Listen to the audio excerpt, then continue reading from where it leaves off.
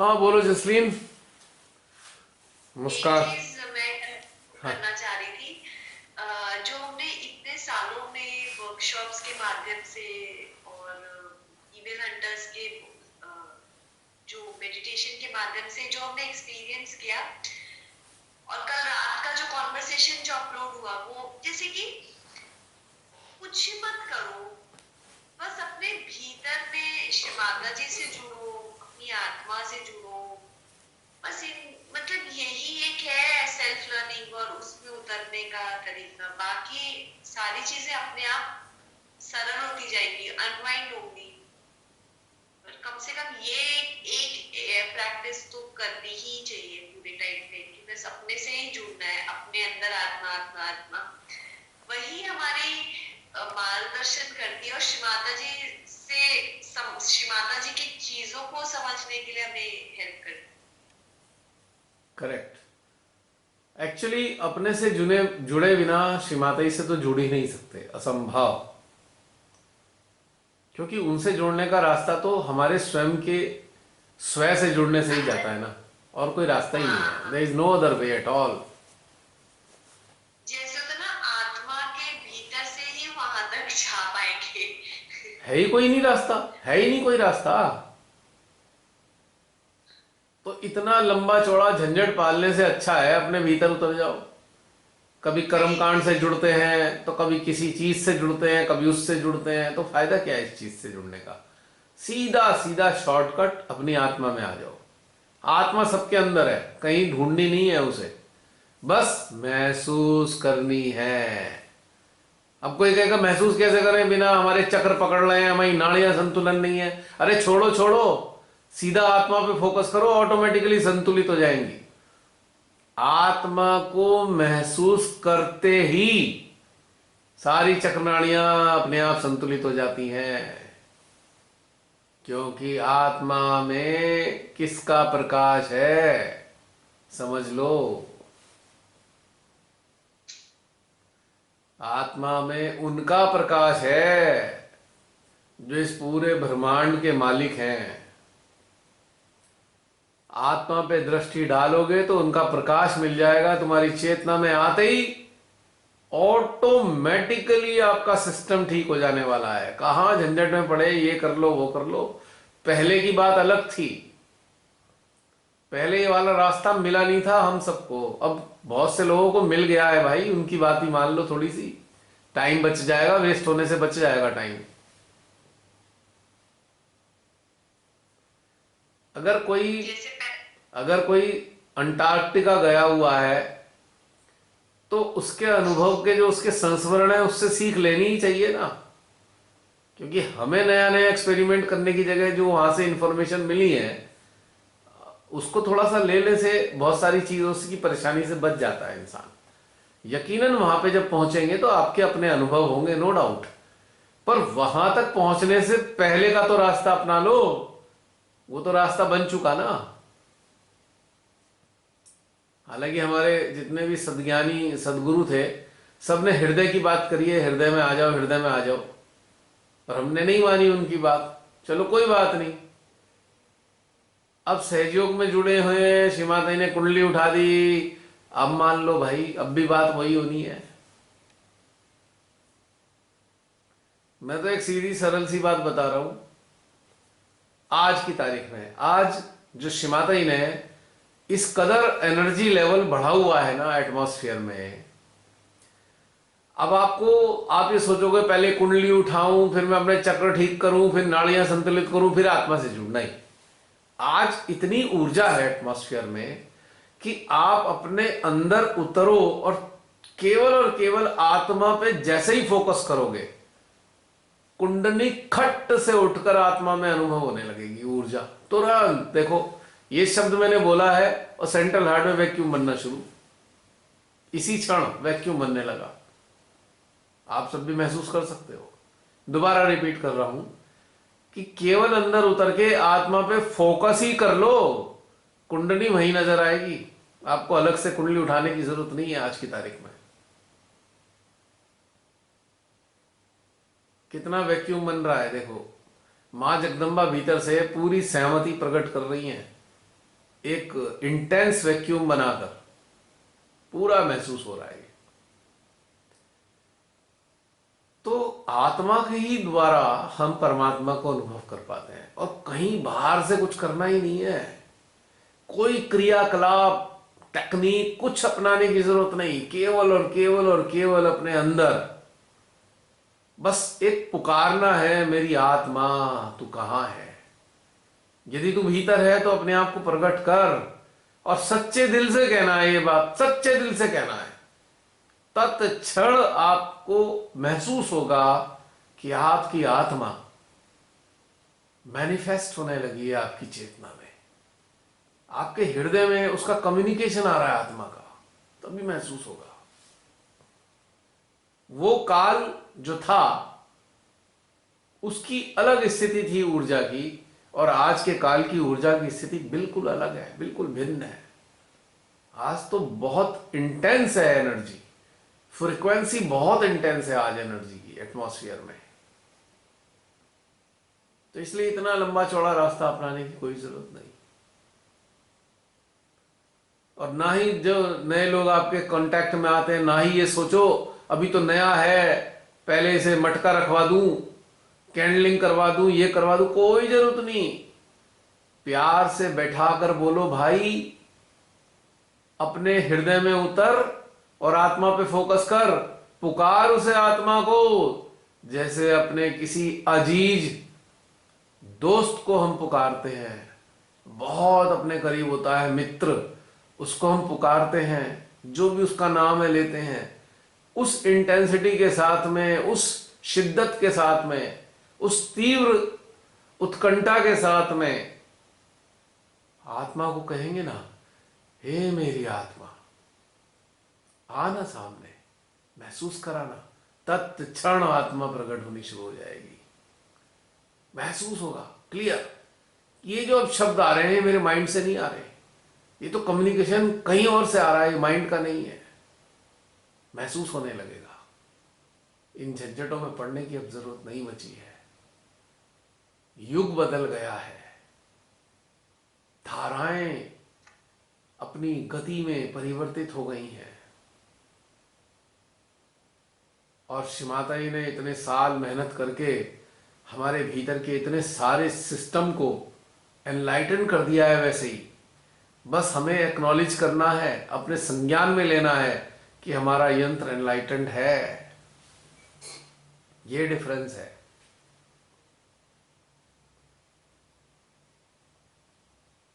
तो आप सबसे जो इस YouTube पे 6 महीने बाद आप ये सब सुन रहे हैं, देख रहे हैं, kindly don't feel offended. This is nothing but a great help for you all, and it will be proved a help।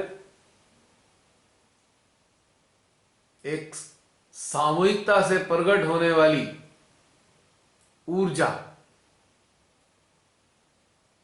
जो माध्यम के रूप से किसी भी शब्दों में प्रकट हो रही है, उसको आप सब महसूस कर सकते हैं without using your mind. So please don't feel offended। यही कहना है, क्योंकि जो सच्चा साधक होता है ना, वो यह नहीं देखता कि ऊर्जा कहां से आ रही है, वो तो ये देखता है कि ऊर्जा मेरे सिस्टम को महसूस हो रही है। माध्यम तो कोई भी हो सकता है श्री माता जी का, और आने वाले समय में तो पता नहीं कितने माध्यम मिलने वाले हैं श्री माता जी के। तो क्या हम ये सोचने, दिमागी स्तर पे, मानसिक स्तर पे देखें, नहीं नहीं ये नहीं, वो नहीं, वो क्या जरूरत है इसकी।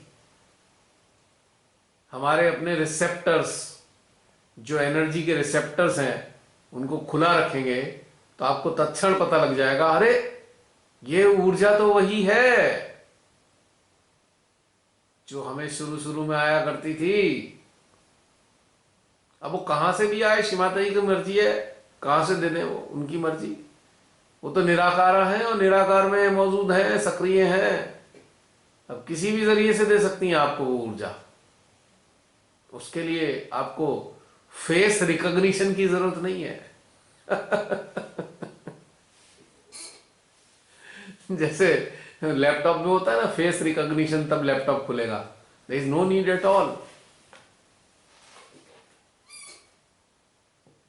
ऑन करो लैपटॉप और चालू कर दो, बस। जरूरत नहीं है, ऑटोमेटिकली ऑन हो जाएगा ये आपका सिस्टम लैपटॉप की तरह। रिकॉग्निशन की जरूरत है ही नहीं, क्योंकि आपका सिस्टम यदि एक्टिव है तो आपका सिस्टम एनर्जी को पहचान लेगा। हमारे पास है ही क्या, खाली है हम तो, कुछ है ही नहीं। हम तो है ही कुछ नहीं, उन्होंने ही माध्यम बनाया है भाई। क्या करें, महसूस कर लो। करो तो अच्छा, ना करो तो अच्छा। हम क्या कह सकते हैं इस बारे में। पर हाँ इतना कह सकते हैं माध्यम है, और आप लोग भी माध्यम हो, महसूस तो करो। Why you underestimate yourself? You are also माध्यम। ऑल आर माध्यम, if you understand. All are medium. हम सब माध्यम है, बस हमें एक्नॉलेज करना है कि हम माध्यम है। और उस एक्नॉलेजमेंट के जरिए जो सैटेलिटीज हैं, सूक्ष्मताएं हैं अपने सिस्टम में, आप महसूस करते जाएंगे तो एश्योरेंस हो जाएगा कि yes we are also medium, और बहुत सारे हैं माध्यम। अपने अंदर झांक के देखना होगा।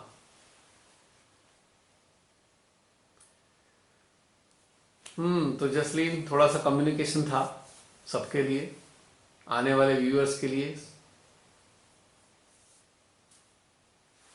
मुझे ना एक मतलब अंदर से एक फीलिंग ऐसी आ रही है, जैसे जैसे ये मेडिटेशन चल रहा है, स्टार्टिंग में आई थी, जैसे एक कुम्हार मटका बना रहा होता है, तो वो जब अंदर से कार्व करता है उस मटके को शेप देने के लिए गहराई में, वैसे ही ये मेडिटेशन हमारे अंदर की उस चीजों को घड़ रहा है।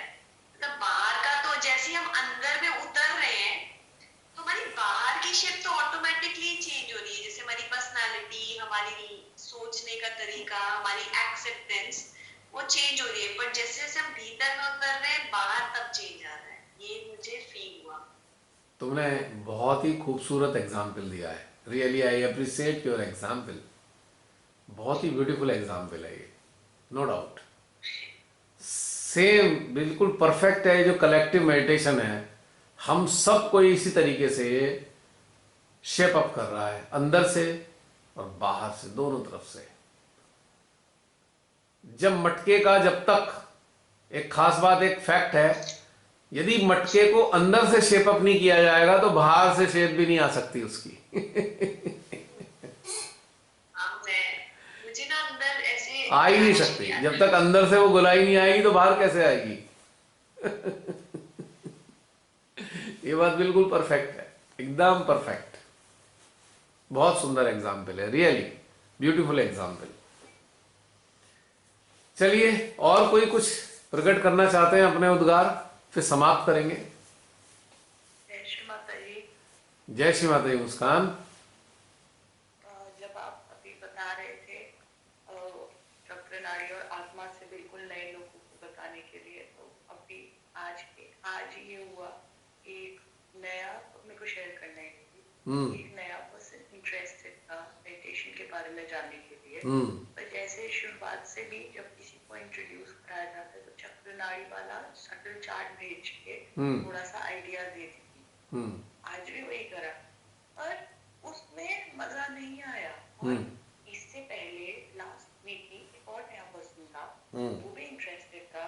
उससे जो बात करी, वो वाली जो कॉन्वर्सेशन थी, वो 1 to 1 अपनी अनुभूति जो मेरी रही है, वो कॉन्वर्सेशन थी। एक के बाद एक अंदर से आ रहा है। वो कॉन्वर्सेशन थी ना, जब अपनी अनुभूति वाली कॉन्वर्सेशन होती है, वो बहुत ज्यादा स्ट्रॉन्ग, पावरफुल होती है। और उसमें और इसमें खाली चक्र नाड़ी वाला चार्ट भेजने में बहुत अंतर था।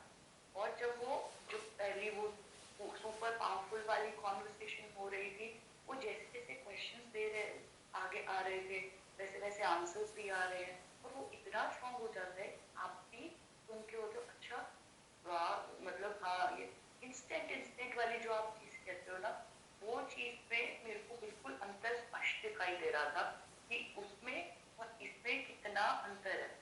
एक उसमें मुझे नहीं पता था कि वो पर्सन सुन सकता है, समझ सकता है, नहीं, पर वो आ रहा था और ऐसे भी आ रहा था कि हाँ जी क्योंकि अब आ रहा है तो आ भी रहा, और साथ में वो सुन के खुद को भी सीखने को और भी मिल रहा था, क्योंकि बहुत सारी चीजें हैं जो अंदर है, पर जो नया वाला पर्सन कभी कभार चीजें वो पूछता है तो अपने अंदर भी बड़ा जल्दी से वो प्रोसेसिंग होती है दिमाग में और फिर बाहर आ जाता है। और वो बहुत अच्छा था और बहुत जो आपने बोला वो अंतर वो दिखाई दिया और समझ में भी आया। अभी मैं उठ के अभी मैंने ये चीज तो शेयर करनी है क्योंकि ये चीज आज हुई है, अभी आपने कोई बात करी तो ये तो पता नहीं बनती है। एक चीज बताना जरूर चाहूंगा मैं, हालांकि पहले भी मैंने समय समय पे कहा है, बी श्योर कि आज जो नए लोग, सो कॉल्ड नए लोग हैं, वो नए नहीं हैं। आज जो मिलेंगे ना आपको ऑलरेडी डेप्थ लिए हुए हैं। आपको ओल्ड प्रोसेस में उन्हें नहीं डालना है, आपको केवल आत्मा के जरिए उनको रियलाइज कराना है, बस, फिनिश। इस पे एक क्वेश्चन है हम्म कि बड़े सारे ऐसे लोग भी होते हैं कहते हैं हाँ जी हम इंटरेस्टेड है, हम्म पर उनकी ना वो भी के लिए यस यस ही होता है। मुझे 90% अगर मैं बोलूँ अपने साथ वाले अपने एज वाले के लिए 90% यस रहेगा, पर मुझे पता है कि नहीं ये डेडिकेशन वाले नहीं है, ये नहीं करेंगे, तो मैं क्या करती हूँ। ना ना ना ना, इसमें एक मिनट बीच में इंटरप्ट कर रहा हूं, मैं बीच में इंटरप्ट कर रहा हूं। वो यस यस करें, करने दो, आएंगे नहीं आएंगे हमें ये नहीं देखना, हमें तो केवल उनकी अटेंशन को उनकी आत्मा की तरफ मोड़ना है, चाहे वो 10 साल बाद आए। लेकिन आज की तारीख में उनको मैसेज ये देना है, connect with your spirit like this is the way how to connect with spirit. वो बाद में करेंगे, 5 साल बाद करेंगे, 6 साल बाद करेंगे, क्योंकि अब उन्हें एबीसीडी वाले नहीं है आज की तारीख में आने वाले। अब जो न्यू विजिटर हैं वो एबीसीडी वाले नहीं हैं, उन्हें फिनिशिंग टच चाहिए खाली। अब आएंगे ही नहीं वो एबीसीडी वाले। अब किसी ने अगर ग्रेजुएशन कर रखी हो इंग्लिश में, आप उसे एबीसीडी पढ़ाओ तो कैसा लगेगा भाई, फायदा क्या। हाँ जी नहीं है, उसको मतलब ही नहीं आता बताने के ना। लिए, बड़ा लग था वो जैसे वो सेंड करना ये करना उसमें नहीं आता वो, पर वो जो आपको कॉन्वर्सेशन अपने अनुभव भरी उसमें जितना मेरे को मजा आया बात करते हुए भी, और पता भी चल रहा था कि हाँ जी अच्छी बिल्कुल इसने जिसने कुछ करा हुआ है, टेस्ट करा हुआ है, वो आप बता रहे, जैसे आप वो एग्जाम्पल देते हो खाई हुई डिश उसमें और इसमें नॉन पूरा डिफरेंस है। बट एक चीज जैसे बिल्कुल नया पर्सन है, मुझे हमको बताओ ध्यान करो, वो अब मैं गाइडेड वाली मेडिटेशन में मैं इतनी वो नहीं हूँ कि मैं जिसको बता पाऊँ, मैं ये बता सकती हूँ ऐसे कर लो, ऐसे करने से मेरे को हेल्प मिला था, तुम भी वैसा वाला कर सकते हो। पर अब वो कहे कि नहीं जी हमें बताओ कि कहाँ कहाँ अटेंशन डालो गूगल, इसमें तो मैं कुछ करना ही नहीं, क्योंकि मुझे पता है मेरा भी वैसा वाला नहीं है। तो इस केस में ऐसे उनको बताना चाहिए उसमें जो नए लोग उसके लिए एक चीज मैं बता दूं, उसके लिए कोई इस टाइप का इंटरेस्टेड बंदा हो ना और तुमको लग रहा है मैं नहीं बताया, तो उन्हें 1-2 लिंक भेज दिया करो पुराने वाले मेडिटेशन के, तुम्हारे पास सारी चीजें हैं उसमें। हाँ, जो यूट्यूब पे जो कुछ वो पड़े हुए हैं ना प्रैक्टिकल मेडिटेशन के, कि जो नए लोग कैसे कनेक्ट हुए हैं, एबीसीडी वाले नहीं, डीप मेडिटेशन का भी दे सकते हो। डीप मेडिटेशन के शुरुआती दौर के 8-10 वीडियो है, 5-7-8 नंबर के बाद, ईएच वाले 7-8 नंबर के बाद के, उनसे जो नए लोगों को बहुत हेल्प होती है। 7-8 के बाद के मैं आपको पता है मैं क्या फॉलो करती हूँ कि जैसे जो आ रहा है ना, मैं वो जो 10 लेसन्स नहीं होते वो वाला फॉरवर्ड करती, जो इसमें किसी में डेडिकेशन होगी वो 10 लेसन जब तक वो नहीं करेगा तब तक मैं डीप मेडिटेशन के बारे में बताती ही नहीं थी उनको, क्योंकि मुझे लग रहा है कि लेवल अप वाली है, अगर पर्सन में डेडिकेशन ही नहीं है, अगर वो 10 बैठ ही नहीं सकता तो वो डिजर्व नहीं करता यहाँ। एक्चुअली क्या है, इसीलिए तो मैं वो बता रहा हूं कि उस गाइडेड मेडिटेशन के जरिए वो बैठ पाएगा। कोई भी नहीं बैठ सकता, 5 मिनट से ज्यादा कोई नहीं बैठ सकता शुरू में, लेकिन गाइडेड मेडिटेशन के साथ जब कनेक्ट होता है ना इंसान, तो ऑटोमेटिकली कनेक्ट हो जाता है।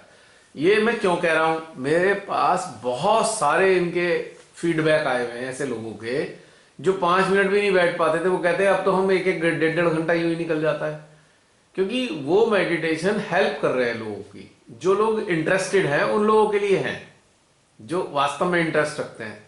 क्योंकि उसमें ना EH 6-7 के बाद एक जनरल मेडिटेशन शुरू हो जाता है जो एक आम आदमी के लिए होता है। अगर आपने याद हो अगर या महसूस किया हो, जो एक आम आदमी, उसमें आत्मा की बातें हैं, परमात्मा की बातें हैं, बस बहुत ज्यादा टेक्निकलिटीज नहीं है ज्यादातर में। ओके, ठीक है। तो फिर मैं डायरेक्टली अगर कोई आए तो अपनी डीप मेडिटेशन ही डायरेक्ट सेंड कर दे, क्योंकि मेरे को लग रहा था कि शायद वो लोग वहां पे बैठेंगे ही नहीं, वो करेंगे। अच्छा, ओके। जो कोई इसके बेसिक्स जो कोई इसके बेसिक्स को समझना चाहे तो सेल्फ रियलाइजेशन वाले वीडियो सेंड कर सकते हो, लिंक, सेल्फ रियलाइजेशन के लिंक भेज सकते हो जिसे बेसिक समझना है। फर्स्ट चीज तो वही कहती हूँ कि फर्स्ट स्टेप पे अपनी सेल्फ रियलाइजेशन ले लो, उसके बाद आपको बैठने में आगे वाले स्टेप्स हाँ, तो बताया सेल्फ जाएगा। रियलाइजेशन वाले से भी आराम से हो जाएगा ना उसके अंदर। हाँ जी, ठीक है। अगर अगर कोई कुछ ज्यादा तो ऐसे हैं ना इंटरेस्टेड उसमें, एक दो तो ऐसे हैं जिनमें शिमाते की फोटो भी नहीं रखी हुई है इंस्टीट्यूट में कहीं भी ऐसे, तो उसमें उन्हें कंफर्टेबल लगता है। आज्ञा, अगर शिमाते की फोटो नहीं है तो उनका आज्ञा शांत रहेगा, फोटो आते ही आज्ञा एक्टिव हो जाएगा। तो इसके लिए वो लातूर वाला है, लातूर का वो जो आर्किटेक्ट कॉलेज के एक क्लास का है, तो उसमें तो कोई फोटो वोटो नहीं है और बिल्कुल एक नेचुरल और सिंपल वे में बताया गया है उसमें। तो उसको भी तुम शेयर कर सकते हो, क्योंकि ना उसमें बहुत ही बेसिक चीजें हैं और ऐसे लोगों के मतलब की हैं जो थोड़े इंटेलेक्चुअल टाइप के होते हैं ना, उन लोगों के मतलब की चीज है उसमें। ये चीज मैंने भी ऑब्जर्व करी। हाँ, थैंक यू। मैंने शुगर है ये वाला क्वेश्चन पूछा, बहुत लोग कर रहे हैं और मैं वो 10 लाख वाला ही करने की कोशिश करती हूँ, जबकि मुझे पता है वो 10 लाख वाली चीज नहीं है, क्योंकि वो आपको पता है उसमें ये भी बोलते हैं आप क्विज होगा आपका, एक के बाद एक ही जाएगा। क्विज में भी पूछेंगे कि हम क्या लेते हैं, अगर शुरुआत दौर पे क्या लेना चाहिए, फिर ही आपका अनलॉक होगा नेक्स्ट लेसन, दुकान मेरा बंद है। तो ऐसे ऐसे करके है। जब मैंने बिल्कुल 2014 में जब 10 क्लास की थी तो अलग था, अब तो और ज्यादा बंद कर दिया। मतलब वेबसाइट डिजिटल इन्वायरमेंट में भी अगर आपको सेकंड खोलना है तो आपको ये टिक करना पड़ेगा, फिर ही आप आगे जा सकते, आप आगे नहीं जा सकते। तो बहुत ऑर्गेनाइज कर दिया हुआ है। अकाउंट खोलोगे तो पता नहीं उसका रीजन क्या है, तो जो भी है। तो मेरे को ये चीज समझ में आ रही थी कि है कुछ और हो तो ज्यादा बेटर है। थैंक यू, आपने बता दिया। एक्चुअली एक सिंपल सी बात ये है ना मुस्कान, अगर खुद से लग रहा है कि हम नहीं कर पाएंगे तो उससे वीडियो से हेल्प ले लो ना, वो तो बहुत फायदेमंद है। उसमें एक होता भी क्या है, जैसे कोई आपके जान पहचान का है तो आपकी बातों को बहुत सीरियसली लेगा नहीं, वो टेक इट ग्रांटेड लेगा ना। तो आप किसी तीसरे आदमी की बात सुना दो, उसे खत्म, फिनिश। एक साइकोलॉजी है, ह्यूमन साइकोलॉजी। किसी थर्ड पर्सन की चीजें दिखा दो कि उसे समझ में आएगी, हाँ भाई ऐसा होता है। बहुत कॉमन फिनोमिना है कि आपकी नजदीकी कोई नहीं आपकी बात मानता, सुनता भी नहीं, सीरियस भी नहीं लेता, है ना।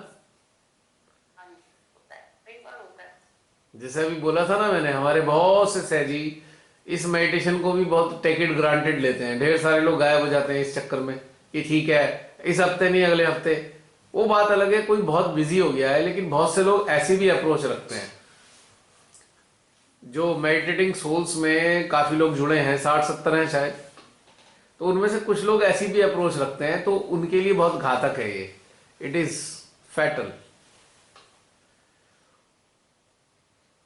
क्योंकि अवेलेबल हो रहा है ना, फ्री में अवेलेबल है, घर के अंदर ही अवेलेबल है, तो ये थोड़ी सी टेक इट ग्रांटेड वाली बात आ ही जाती है ना। पर खुद के लिए ही घातक है ये, क्योंकि वो सारी सीढ़ियां मिस हो जाएंगी। मान लीजिए हमें छत पर जाना है, छत पर 5वीं मंजिल तक तो सीढ़ियां हैं और 6ठी मंजिल पे सीढ़ियां ही गायब हो गई, टूट गई, तब कैसे जाओगे 7वीं मंजिल पे,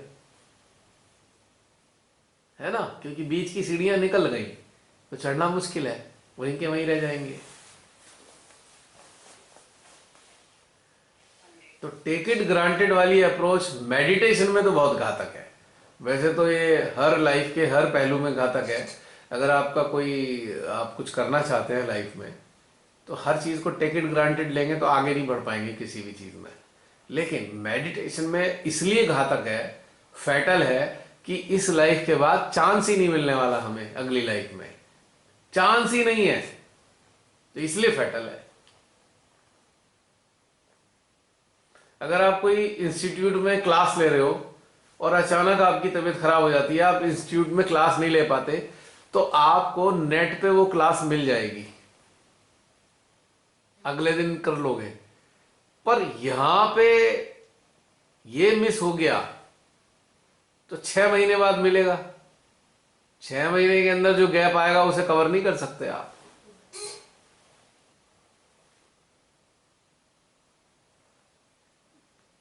अगर आप कनेक्टेड हैं, सेंट्रल हार्ट सहस्त्रार से कनेक्टेड हैं और बहुत ईगरली आप ये अटेंड नहीं कर पाए, लेकिन आप जहां पर भी हैं उस वक्त रहते हुए भी आप कनेक्टेड हो जाओ इस कलेक्टिव से, वो मिसिंग फैक्टर नहीं रहेगा।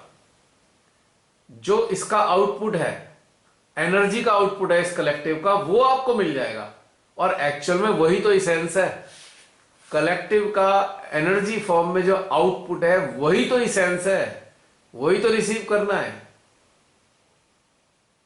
तो आपका फिर मिसिंग फैक्टर नहीं रहेगा।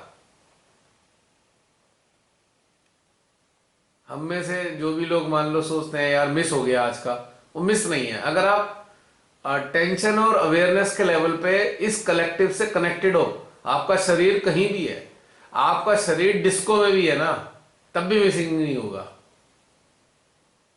आपने मुझे बताया था कि मैं नहीं कर पाती होती थी ना, तब आपने कहा था कि हाँ हुआ नहीं है, चेतना तो तुम्हारी थी, तो समझ में नहीं आ रहा था, पर अभी आता है। आता है ना, क्योंकि समझ में आता है। क्योंकि आपकी अवेयरनेस इस कलेक्टिव से कनेक्ट है।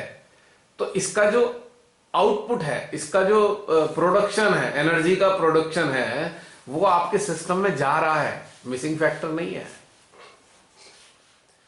पर आप किसी जगह, आपका शरीर कहीं है और आप उस स्थान में इतना एनग्रोस हो गए हो, तब बहुत नुकसान है। तब मैं इसे शब्द का इस्तेमाल कर रहा हूं, टेक इट ग्रांटेड। नहीं लेना चाहिए, आपका बहुत बड़ा लॉस है। और अगर हमें फटीग हो रहा है, मानो हमें कोई बात नहीं, फिजिकल फटीग हो रहा है, बुखार हो रहा है, पेट में दर्द हो रहा है, शरीर दर्द के मारे तड़प रहा है, तो भी क्या फर्क पड़ रहा है तो सारा शरीर कोई प्रॉब्लम ना। ये आपकी चेतना तो शरीर में नहीं है ना, शरीर से हटकर इस कलेक्टिव में होनी चाहिए। बेनिफिट क्या होगा, ये कलेक्टिव एनर्जी आपको मिलेगी तो आपके शरीर को भी लाभ हो जाएगा। हाँ, यही मेरा मतलब था कि जैसे मानो हम थके हुए हैं, पर हम अंदर से जुड़ पाएंगे तो हमें तब भी फायदा हो जाएगा। एग्जैक्ट कोई डिफरेंस, अगर आप अंदर से जुड़ गए तो कोई डिफरेंस नहीं है कि आप फिजिकली प्रेजेंट नहीं हुए। There is no difference at all. लेकिन आप एनग्रॉस हो गए उसी चीज में, किसी चीज में, तो फिर तो आपने मिस कर दिया। आप शरीर में एनग्रॉस हो गए, आपका शरीर बहुत दर्द कर रहा है, आपको 4 बुखार है, आप उसमें एनग्रॉस हो गए, तब मिस हो जाएगा आपका। अगर 4 बुखार होने के बावजूद भी आपकी चेतना कलेक्टिव के साथ है, कोई चीज मिस नहीं होने वाली, बल्कि बुखार भी जल्दी से ठीक हो जाएगा, आराम मिल जाएगा। कम से कम उसे 1-1.5 घंटे तो बहुत आराम मिलेगा। बाद में भले ही इतना ना मिले, लेकिन उस वक्त तो मिलेगा। ये बात तो 100% सच है। बस प्रॉब्लम क्या होती है कि हम तकलीफ के अंदर एनग्रॉस हो जाते हैं, कनेक्ट हो जाते हैं, अटैच हो जाते हैं तकलीफ से। तो हमें तकलीफ से अटैच नहीं होना है। तकलीफ शरीर को है, आपकी चेतना को कोई तकलीफ नहीं है, आपके अटेंशन को कोई तकलीफ नहीं है। दर्द आपके शरीर में है, कांप आपका शरीर रहा है, ठंड आपके शरीर को लग रही है, तो उसमें ये बस एक फाइन लाइन को अंडरस्टैंड करना है। फाइन लाइन को अंडरस्टैंड ये करना है कि हमें किसी भी पीड़ा में अटैच नहीं होना, एनग्रॉस नहीं होना उसमें।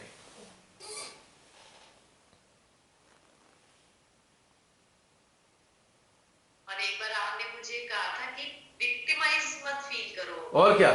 जैसे हाँ, ये वाली चीज बहुत बड़ी लर्निंग थी कि अपने आप को ये विक्टिम मत बना लो, मेरे साथ हो गया, it's like let it be. Victimise करने का मतलब पता है क्या है? जैसे अपने हाथ में कटोरा पकड़ के भीख मांगना, दे दे अल्लाह के नाम पे दे दे, तो ये विक्टिमाइज करना है। इस तो सेल्फ एस्टीम के खिलाफ हो गया ना ये। कटोरा वाला बहुत बुरा लगता है, सेल्फ पिटी सोफिस्टिकेटेड। तो तो ये इसलिए इतना बुरा लगना चाहिए, इसलिए तो मैंने इतना बुरा सा एग्जाम्पल दिया है। हाँ, समझ गई हो।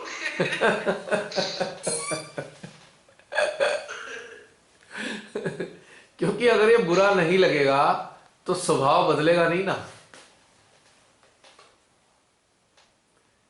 It is literally just like bagging. जैसे वो एक सर ने एग्जांपल दिया था ना कि मेरा शरीर तो नीचे आ गया और मैं भी आत्मा बाहर निकल गई, जब वो एक फ्रेंड को जेल लेके जा रहे थे, वो इनोसेंट थे, तो वैसी वाली फीलिंग कि कभी हमारे साथ कोई ऐसा घटनाक्रम घटित हो रहा है, मे बी हम बहुत बीमार हैं या कोई ऐसी स्थिति बाहरी तौर पर चल रही है जिससे हमें अच्छा नहीं लग रहा कनेक्ट होते हुए, तो वहां से हमारी आत्मा और चेतना को हटा लो, बस हमारा शरीर है नीचे। एग्जैक्टली शरीर से बाहर निकलो। शायद हाँ, तो ये हमें ग्रो करने में, स्टेबल होने में, कंसिस्टेंट होने में हेल्प करेगा हमेशा। और इंटरेस्टिंगली कि शरीर को भी हेल्प करता है ये। लेकिन हाँ, क्योंकि मन को कमजोर बना देता है। लेकिन it should not be used like a trick, then it will not work. If you do it to enjoy meditation, to enjoy collective meditation, then it will work for your body also. But if you think that it is a trick, then it will not work. फिर आपको शरीर को कोई लाभ नहीं होने वाला, because आपकी इंटेंशन आपको नुकसान पहुंचा रही है कि आप शरीर को ठीक करना चाह रहे हो। यहां इंटेंशन रॉन्ग हो गई। डिवाइन एनर्जी से आप शरीर को ठीक करना चाह रहे हो, तो आपकी इंटेंशन रॉन्ग हो गई है, तब ये काम नहीं करेगा। Then it will not work. नहीं, मैंने इसलिए ये कॉन्टेक्स्ट में पूछा क्योंकि मैंने जैसे इन दिनों एक आध सहजी का सुना कि वो बहुत पीड़ा में थी। हाँ, या कई बार हम इन्वॉल्व हो जाते हैं ना उन चीजों में, तो हम मतलब इस सजग तो रहे कि हमें करना क्या है उस समय जब हम बहुत बीमार हैं, या कभी हम लाइफ की ऐसी सिचुएशन में फंसे जहां हमें खुद ही नहीं समझ में आ रहा हम क्या करें, तो उस लेवल पे हमें इस तरीके से कनेक्टेड रहते हुए हट जाना है मन से, स्थिति आत्मा के स्तर पर आना है। मैं इस एक्सटेंड तक बताने जा रहा हूं। मान लीजिए अगर हम कॉन्शियस हैं, हम शरीर के दर्द को महसूस कर रहे हैं, हम लोगों को आता जाता देख पा रहे हैं, तो हमें शरीर से बाहर निकल जाना चाहिए चेतना के रूप में और कलेक्टिव से कनेक्ट हो जाना चाहिए। भले ही उस वक्त कलेक्टिव ना चल रही हो, तो प्रीवियस कलेक्टिव से अटैच हो जाओ, प्रीवियस कलेक्टिव से, फ्यूचर वाली कलेक्टिव से अटैच हो जाओ, यही वाली फ्यूचर की कलेक्टिव, कि मान लो आज से 6 दिन बाद मेडिटेशन होगा, तो आप फ्यूचर की कलेक्टिव से अटैच हो जाओ, 6 दिन बाद की कलेक्टिव से अटैच हो जाओ, 6 महीने पहले की कलेक्टिव से अटैच हो जाओ, but don't stay into your body at that time in the form of awareness. Your awareness must be out at that time, and you should enjoy collective, either past or future or present. Then you will realize that your body is recovering. But this should not be used as a trick to soothe your body. तब ये काम नहीं करेगी।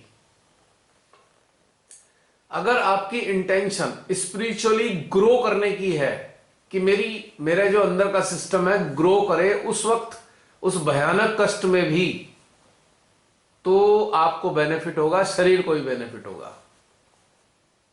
अगर आप इसे शरीर को ठीक करने के लिए इस ट्रिक का इस्तेमाल एज ए ट्रिक करोगे, तो इसमें कोई बेनिफिट नहीं होने वाला, नो बेनिफिट एट ऑल। ये केवल इंटरनल ग्रोथ के लिए काम करेगी, तो इंटरनल ग्रोथ में जब ये काम करेगी तो आपके शरीर को भी ठीक करेगी। श्री माता ने सिंपल सी बात नहीं कही थी कि भाई ये तो ठीक होना तो बाई प्रोडक्ट है, डिजीज का दूर होना, प्रॉब्लम का दूर होना बाई प्रोडक्ट है। अरे हेल विद दिस बॉडी, ना ठीक हो हमें क्या लेना देना, मत ठीक हो भाई, पता नहीं कितनी बार ये शरीर लिए होंगे और त्यागे होंगे हमने, काहे का टेंशन लेना इसका। पर ये गोल्डन पीरियड जो है हमारी जो कलेक्टिव चल रही है और हम उसमें प्रेजेंट नहीं है अवेयरनेस के लेवल पे, अटेंशन के लेवल पे, तो ये बहुत घातक है, ये नुकसानदायक है, बहुत ज्यादा नुकसानदायक है। ये बिल्कुल ऐसे ही नुकसान करेगा जैसे सीढ़ियां चढ़ते हुए बीच की कुछ सीढ़ियां निकाल दी जाए या टूट जाए बीच की सीढ़ियां, तो आगे चढ़ना मुश्किल होगा। तो ये बहुत इंपॉर्टेंट चीज याद रखनी चाहिए। तुमको एक सच्चाई शायद तुम्हें पता हो, आप सबको पता हो या ना पता हो, मुझे याद नहीं, या बताई हो या नहीं। तुमको पता है ये बहुत सारी अनुभूतियां जो शुरू की थी 2003 की, 2004 की, 5 की अनुभूतियां हैं, जिसमें श्री मां कहाँ रहती हैं, है ना, दुख वाली, सुख वाली, जानते हो कैसे कब प्रस्फुटित हुई थी? 25 दिसंबर 2003 की बात है या 4 की बात है, पुणे में पूजा चल रही थी, साक्षात श्री माता जी पुणे में मौजूद थे, और शायद उस वक्त मैं वहां पे था नहीं साक्षात पूजा में, मैं अपने बेडरूम के अंदर बैठा हुआ था। और मेरा एक उसूल होता था हमेशा से, अगर जिस साक्षात पूजा में जाना ना हो पर उसको मैंने वैसे अटेंड जरूर करना है। उस वक्त की बात बता रहा हूं। तो 2-3 घंटे में अपने बेडरूम में ही रहता था और वह पूजा अटेंड करता था। तो उस दिन भी पूरी इंटेंसिटी के साथ पूजा में उपस्थित था मैं, साक्षात पूजा में। 2003 की बात है शायद ये। और उसके बाद पूजा के 3-4 घंटे के बाद जो मेरे अंदर से फ्लो आना शुरू हुआ है, रात भर लिखा मैंने, ये कई सारी अनुभूति तो एक ही दिन की हैं। और उसके बाद जनवरी के पहले दूसरी तारीख तक लगातार लिखा है, 1 वीक नॉन स्टॉप अनुभूतियां आई हैं, नॉन स्टॉप,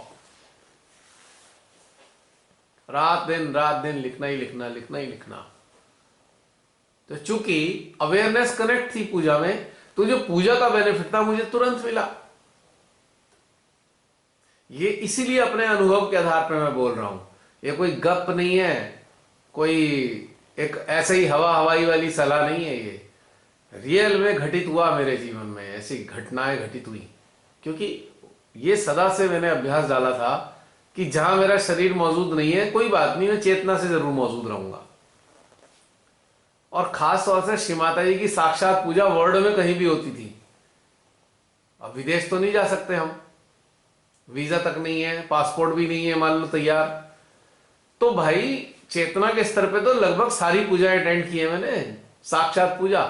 जब से श्री माता जी ने मुझे अपने श्री चरणों में लिया और तब से लगातार श्री माता जी साक्षात रूप में जब तक रही, तो नॉन स्टॉप पूजाएं अटेंड की हैं मैंने। बेसिकली पूजा अटेंड करना तो एक बहाना था, कहने को पूजा है, पूजा में मेरा कोई खास इंटरेस्ट नहीं है आज भी, लेकिन श्री माता जी की साक्षात उनके सानिध्य की अनुभूति करना था पूजा के बहाने। ये कभी नहीं छोड़ा मैंने, कभी नहीं छोड़ा। और इसी आधार पे आज मैं ये बात कह रहा हूं आपको, आप सभी को। बहुत इंपॉर्टेंट बात है ये। आपने कभी नहीं बताया था ये। बताया नहीं? और ये ऐसे नहीं, अच्छा। अच्छा लग रहा है, मतलब ऐसा। अच्छा, मुझे ऐसा था शायद बता दिया हो, मेरे को याद नहीं आ रहा, क्योंकि मैंने कुछ बताया तो है कहीं ना कहीं, पर मुझे ये नहीं पता मैंने कहाँ बताया ये बात। तो मुझे लगा शायद मैंने कलेक्टिव में बता दिया हो, इस वाली कलेक्टिव में। अच्छा, जैसे आप ये बात कह रहे हो तो मुझे इन दिनों मेरे साथ ये एक्सपीरियंस हो, मुझे ये ध्यान आ रहा है कि मेरा धर्मशाला मैं जब गई थी तो वो मेरा बहुत प्रोफाउंड एक्सपीरियंस था। उसके बाद मैंने बहुत अपने अंदर चेंजेस फील किए। तो अभी पिछले दिनों जब मैं बैठी थी या उसमें, मतलब मैं बाबा धर्मशाला में मेरा मतलब चेतना चली जाए, कोई बात नहीं, मुझे समझ में वो हमारी चेतना ट्रैवल कर रही थी, ट्रैवल करती है। यस यस आदि यस, शक्ति जा रहा है, वहीं पे जा रहा है, वहीं पे रह रहा है। तो अब मैं कनेक्ट कर पा रही हूँ कि ऐसा हो रहा था। कई बार नींद में भी ऐसा होता है कि श्री माता जी के वो वाले रूम में पहुंच गए, ऐसा मैंने फील किया, जैसे अभी आपने बताया। इसमें मेरा एक इंटरप्रिटेशन और है कि our awareness is just like car and our attention is just like the steering wheel of the car. समझ पा रहे हो मेरी बात? तो अटेंशन और अवेयरनेस का दोनों का कॉम्बिनेशन है। एक अटेंशन मान लो पूजा में गया, मां की साक्षात उसमें चला गया, तो हमारी चेतना भी पहुंचेगी वहां। अब जब चेतना मान लीजिए वहां पहुंच जाए, एक बहुत ही टेक्निकल फिनोमिना बता रहा हूं, बहुत ही टेक्निकल और सटल है ये। मान लीजिए हम कोई पूजा में हम अटेंड कर रहे हैं, मान लो पूजा कह लो या कोई भी कलेक्टिव, और हमारा अटेंशन कलेक्टिव में गया तो थोड़ी देर बाद हमारी अवेयरनेस भी वहां होती है। जब हमारी अवेयरनेस वहां पहुंच जाए और हम फील करने लगे उस जगह, तो अपने अटेंशन को अपने सिस्टम पे ले आना चाहिए। अब उल्टा हो जाएगा, सिस्टम पे अटेंशन आ जाए, यानी कि शस्त्रार पे अटेंशन, और अवेयरनेस हमारी उस कलेक्टिव में हो। क्यों? क्योंकि जो कलेक्टिव से आ रहा है उसको एक्नॉलेज करने के लिए हमारे सिस्टम पे हमारा अटेंशन होना चाहिए। शुरुआती दौर में जो अच्छे अभ्यास जब पड़ जाएगा तो फिर आपको अटेंशन लाने की जरूरत नहीं है, आपका हार्ट ऑटोमेटिकली रिसीव कर रहा होगा। ये लेटर स्टेज की बात होगी। और इसकी तीसरी स्टेज और आएगी, जब आपकी अवेयरनेस वहां होगी तो आपको हार्ट की भी जरूरत नहीं रहेगी, आपकी आत्मा ही उसको रिसीव कर रही होगी, आपकी जीवात्मा रिसीव कर रही होगी। ये थर्ड स्टेज है इसकी। और फोर्थ स्टेज इसकी क्या है? फोर्थ स्टेज ये होगी कि आपका होल एग्जिस्टेंस एनर्जी में कन्वर्ट होकर वहीं होगा, आप अपने स्थान पे होंगे ही नहीं। यानी कि आप नैनो फॉर्म में सूक्ष्मतम अस्तित्व में वहीं होंगे आप। ना आपको अटेंशन यहां अपने सिस्टम पे रखने की जरूरत है, ना आत्मा का सहारा लेने की जरूरत है, ना चेतना का सोल का सहारा लेने की जरूरत है। आप पूरा एनर्जी के फॉर्म में कन्वर्ट होकर वहीं होंगे, जैसे कि आज हुआ। तो ये फोर्थ स्टेज है। फिर फिफ्थ स्टेज क्या होगी कि आपका पूरा का पूरा अस्तित्व एनर्जी के फॉर्म में कंटिन्यूअस जुड़ा रहेगा मां आदि शक्ति के साथ में, पार ब्रह्म के साथ में। आपको ले जाने और लाने की भी जरूरत नहीं है। आपने कितनी सारी चीजें बता दी। This is the fifth stage. कब होगा? अभी तो हम फर्स्ट वाले सेकंड वाली में हैं। हाँ, बताने में टाइम लग रहा है, लेकिन ये घटित हो जाता है अंदर से। बस आपकी, फिर मैं फिर वहीं आऊंगा, प्रायोरिटी क्या है इसी पे निर्भर करता है।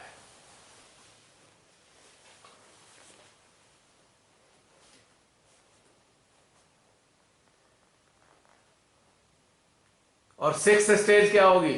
इसके बाद छठी स्टेज भी आती है। छठी स्टेज ये आती है कि जहां परमेश्वरी का अटेंशन होगा आप वहीं होंगे। आपको पता भी नहीं है कि आपको कहां मतलब परमेश्वरी का अटेंशन मान लीजिए इस्तानबुल पे है, तो हैरानी की बात होगी आप भी वहीं होंगे इस्तानबुल में, एनर्जी के फॉर्म में, भले ही आपको एक्नॉलेज हो रहा होगा या नहीं हो रहा होगा। ये ब्यूटी है सिक्स स्टेज की।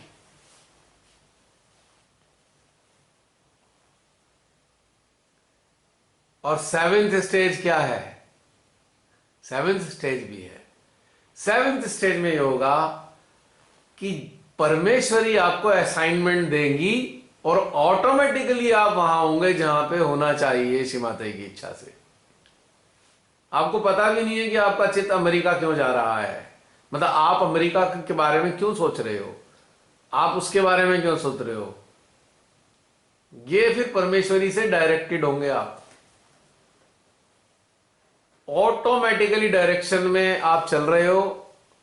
आप इस बात को अपने संज्ञान में नहीं भी ले रहे हो, पर आप चल रहे हो उन्हीं की इच्छा से। Seventh stage.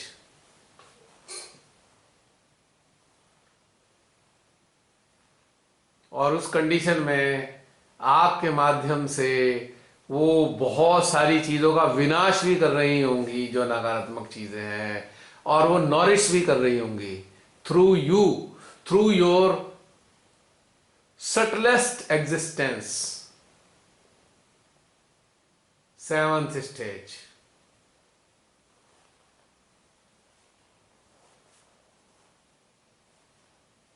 है ना कितनी इंटरेस्टिंग ये जर्नी।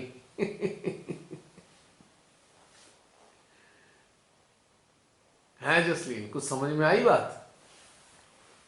हाँ, समझ तो आ गई, ऐसा नहीं तो आ गया। मैं सुन घटित हो जाए। होगी कभी होगी। कभी आप बातें बताते हो ना तो समझ ही नहीं आता, ऐसा भी होता होगा, इसको ऐसा लग रहा है इसको ऐसे समझो, ऐसा। मान लीजिए हाँ जो बातें 5 साल पहले बताई घटित हो चुकी ना अब तुम लोगों के साथ में, हाँ हाँ। क्योंकि you all are under the process of attaining that states.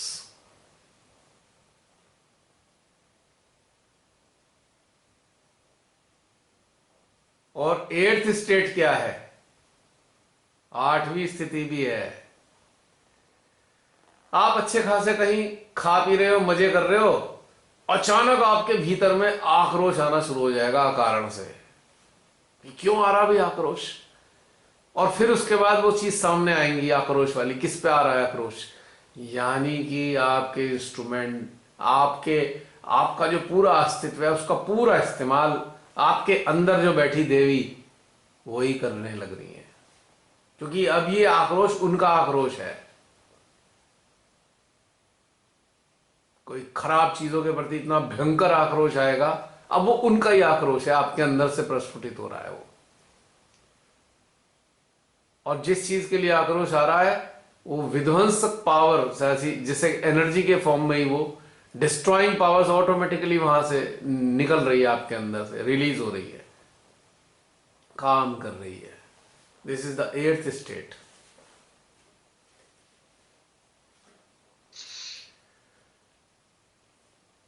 ये बहुत कुछ घटित होता है जब एकाकारिता घटित होने लगती है। तो इसीलिए कहा ना, be assure about your priorities.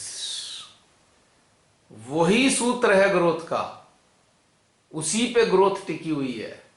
कुछ भी कर लो, इसी पे ग्रोथ टिकी है, और किसी चीज पे ग्रोथ नहीं टिकी। इसको हम साधारण भाषा में क्या बोलते हैं, शिवाबाई ने भी बताया है, अनन्य भक्ति, जहां दूसरा कोई नहीं है सिवाय मां के, अनन्य भक्ति।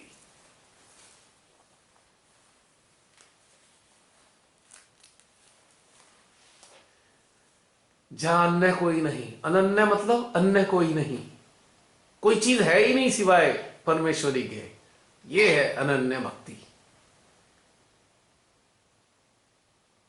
तो ये प्रायोरिटीज को अपने अंदर फिक्स करना होगा और अपने आप से पूछना होगा कि वाई आई एम हियर, और मैं यहां हूं तो क्यों हूं, पूछो। और फिर पूछो मेरी प्राथमिकता क्या है, क्या होनी चाहिए, ये वाली नहीं पूछनी चीज हमें, एक्चुअल में मेरी प्राथमिकता है क्या, ईमानदारी के साथ में। और यदि नजर आए कि मेरी प्राथमिकता ये नहीं है तो डोंट फील डिसर्टन। अब कोशिश करनी है कि हमें अपनी प्रायोरिटीज को कन्वर्ट करना है। Don't feel ashamed, don't feel depressed, disheartened. कोई बात नहीं, नहीं है तो कोई बात नहीं, क्योंकि हमारे कुछ संस्कार रह गए हैं, कुछ मन के कुछ संस्कार छूट गए हैं, जिसकी वजह से अभी हमारी प्राथमिकता कुछ और है। Don't worry. तो क्या करना है, अच्छे से अभ्यास में उतरना है, डेली अभ्यास में उतरना है, डेली अभ्यास में उतरना है। धीरे धीरे करके प्रायोरिटी बन जाएगी। प्रायोरिटी कैसे बनती है, बहुत इंटरेस्टिंग बात बता रहा हूं। प्रायोरिटी ऐसे बनती है कि जैसे जैसे आप अपने स्वयं के अंदर को जानने लगोगे, जैसे जैसे आप जानने लगोगे स्वयं को, वैसे ही वैसे प्रायोरिटी बनने लगेगी। प्रायोरिटी क्यों नहीं बनी है, क्योंकि अपने को जाना नहीं है। जो अपने को जान जाता है 1,00,000% से भी ज्यादा आपकी प्रायोरिटी मां ही बन जाती है। ये अज्ञानता का परिणाम है, यानी कि स्वयं को जान नहीं पा रहे हैं, इसलिए हमारी प्रायोरिटी ये नहीं बनी है अभी। तो करना क्या है? अपने को जानने का अभ्यास बनाना है, अपने अंदर उतर उतर के बार बार उतर के, आत्मा पे फोकस करके, जीवात्मा पे फोकस करके, अंदर रहने वाले शिवांश पे फोकस करके, अंदर रहने वाले परम पिता पे फोकस करके, तो धीरे धीरे प्रायोरिटी बन जाएगी। यकीनन कुछ जो अस्तित्व है उनकी जन्म से प्रायोरिटी होगी, कुछ अस्तित्व होगी, कुछ महान अस्तित्व हैं जो पिछले जीवनों में अपने को जान गए थे, उनकी प्रायोरिटी पहले से ही होगी, सिंस बर्थ होगी। लेकिन हम जैसे लोगों की प्रायोरिटी नहीं थी सिंस बर्थ, मान लो, तो अब धीरे धीरे अपने अंदर उतरने के बाद बन जाएगी, क्योंकि वो लोग पिछले जीवन में अपने अंदर उतर चुके, तो उनकी प्रायोरिटी यही है। मां को पहचान भी गए, खट से मिलते ही पहचान गए, जैसे ही मां का चित्र देखा तुरंत पहचान गए, कोई है भाई, पता नहीं कौन है लेकिन है, कुछ जानी पहचानी सी महसूस हो रही है। तो पिछली जीवनों में उन लोगों ने अभ्यास किया अपने अंदर उतरने का, तो बर्थ से ही पहचान रहे हैं। तो हम इस जीवन में अभ्यास कर लेते हैं, क्या हो गया, प्रायोरिटी बन जाएगी। मेरे जैसे नास्तिक का भी तो उदाहरण है, जिसे कोई भगवान से लेना देना था ही नहीं कभी, तो बन गई ना प्रायोरिटी जब अपने अंदर उतरने का शौक चढ़ा।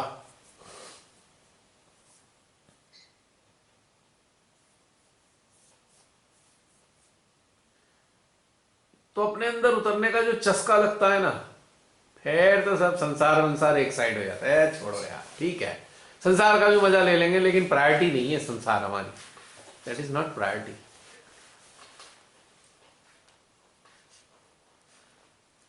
बस संसार से कितना संबंध है, बस केवल पेट भरने तक का, रोजी रोटी तक का बस।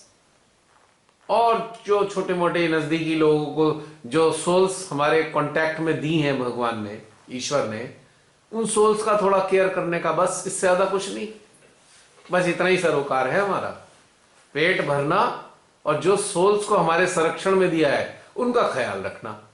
और ख्याल इस तरीके से नहीं रखना कि उनको खाना पीना मिलता रहे, वो तो बहुत मामूली चीज है, कि उनको स्पिरिचुअल फीडिंग हो पा रही है या नहीं, चाहे शब्दों के द्वारा चाहे मौन में, ये ख्याल रखना होता है। जो हमारे संपर्क में लोग हैं उनका ख्याल हम इस तरीके से रखें, भले ही वो इसको एक्नॉलेज करे ना करें, भले ही वो मान्यता देना दे, भले ही वो मेडिटेट करे ना करे, पर स्पिरिचुअल लेवल पे हमें उनका इसी तरीके से ख्याल रखना होता है।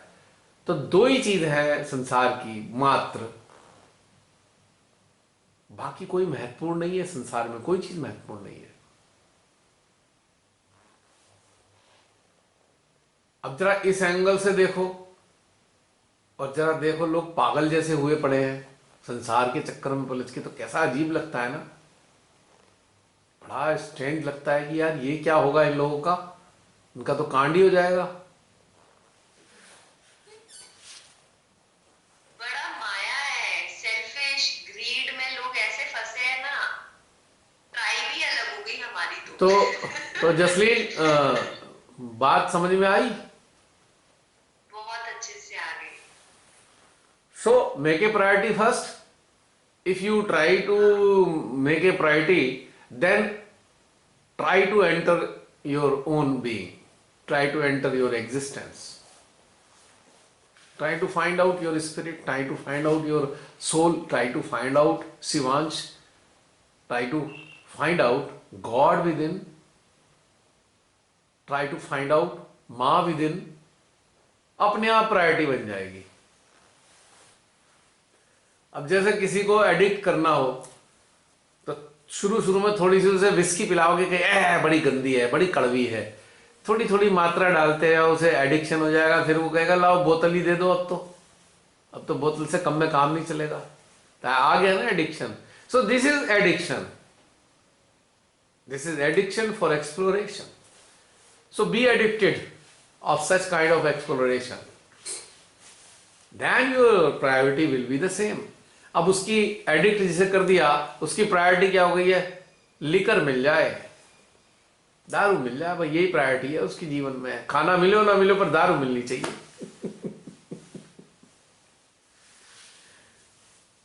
तो ये एडिक्शन डेवलप किया जाता है। अब किसी का पूर्व जीवन से भी होता है, तो किसी का इस जीवन में आके मेहनत करके हो जाता है, पर होता जरूर है।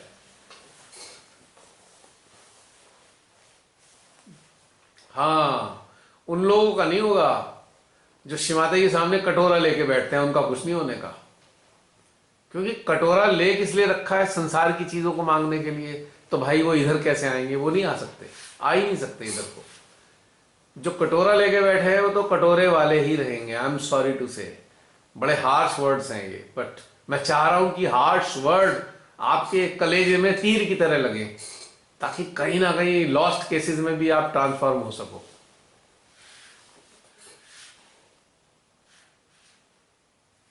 कुछ कड़वी बातें जानबूझ के करनी पड़ती हैं कि कलेजा चीर दें कड़वी बातें, ताकि जो आखिरी समय मिला है हमें, इसकी इंपॉर्टेंस समझ में आए और हम किसी तरीके से टर्न अप हो सकें, किसी तरीके से अपने अंदर उतरने की अभ्यास बना लें। तो कड़वी बातें बोलनी पड़ती हैं कई बार, ना चाहते हुए भी। ऊपर ऊपर से बोल देता हूं, लेकिन दिल यही चाहता है कि ऐसी कड़वी बात बोलूं कि कल से ही लोग लग जाएं अपने अंदर उतरने में।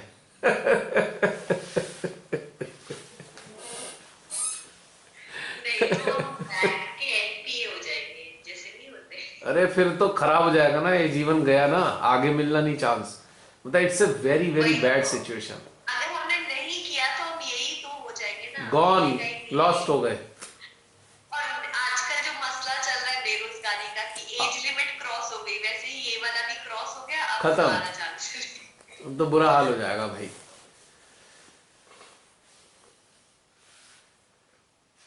एक जैसे कि एक इंसान है, उसने खूब पैसा कमाया और खूब उड़ाया। अब वो बूढ़ा हो गया और उसने अपना पैसा बचाया ही नहीं बुढ़ापे के लिए। कैसा मारा मारा फिरता है बेचारा वो। जवानी तो निकल चुकी, उसी जवानी में पैसा कमाना भी था और इकट्ठा भी करना था आगे के लिए, वो तो निकल गई। अब बुढ़ापे में शरीर में जान है नहीं और पैसे पल्ले हैं नहीं, तो क्या दुर्गति होती है, जरा सोचना।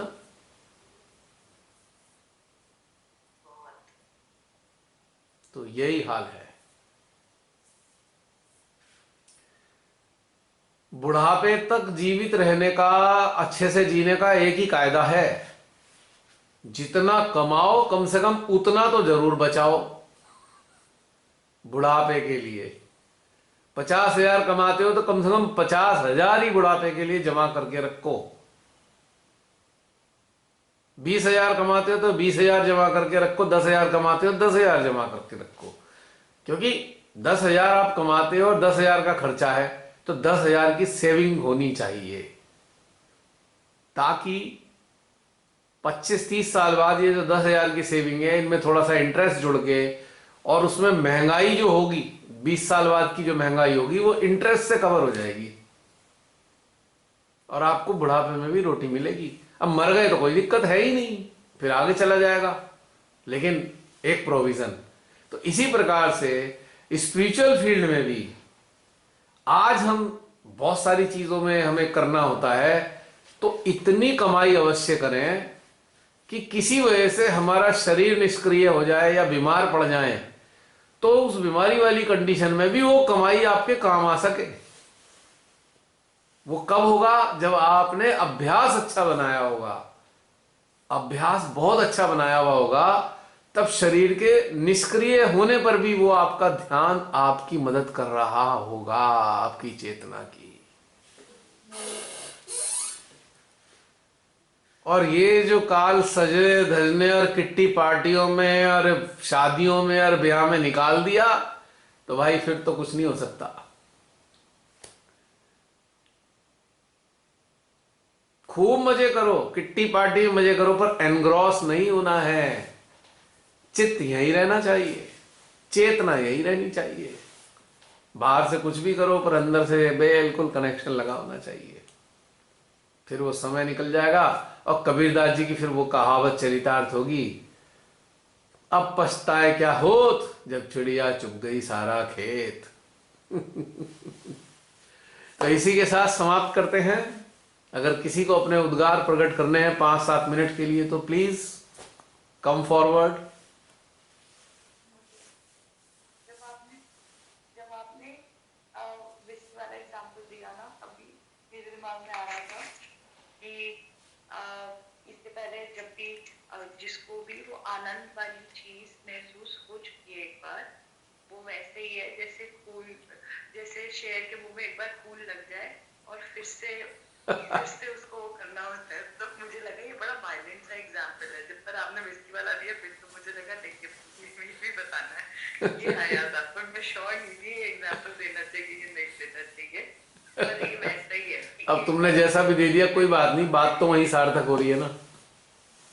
हाँ जी, कोई बात ये चीज। और दूसरी मेरे को चीज कंफर्म करनी है आपसे, जब हम ध्यान में बैठते हैं और ध्यान में जैसे बोल रहे हैं कि अपने शरीर से बाहर निकल जाना है, तो बिल्कुल उस टाइम पे क्या आप ऊर्जा में ही रहते हैं या थोड़ी देर के लिए हल्का सा इमेजिन होता है कि हाँ जी ये अपना शरीर बैठा और हम बाहर चलते हैं? पहले तो हमें इमेजिन शब्द डिलीट करना है क्योंकि इमेजिनेशन नहीं है। When you are feeling energy then there is no imagination. क्योंकि हमें बाहर निकल के जहां जाना है, हमें उस जगह ही कल्पना नहीं करनी है, हमें उस जगह को फील करना है। तो इमेजिनेशन वर्ड तो इसके लिए अप्रोप्रिएट है ही नहीं। फील करना है and you can feel whatever you want to feel, you can feel with the help of your energy. Yes. अब मैं ऑस्ट्रेलिया तुम्हारे पास आना चाहूं तो मुझे ऑस्ट्रेलिया को कल्पना करने की जरूरत नहीं है। I can feel Australia with in my awareness. Finish. Australia कैसा होगा, कैसा दिखता है, मुझे मतलब नहीं है सब देखने की। I do not want to see but I want to feel. क्योंकि ऑस्ट्रेलिया की भी एक आत्मा है, ऑस्ट्रेलिया की भी जीवात्मा है। I can feel that. हर जगह की एक आत्मा और जीवात्मा होती है।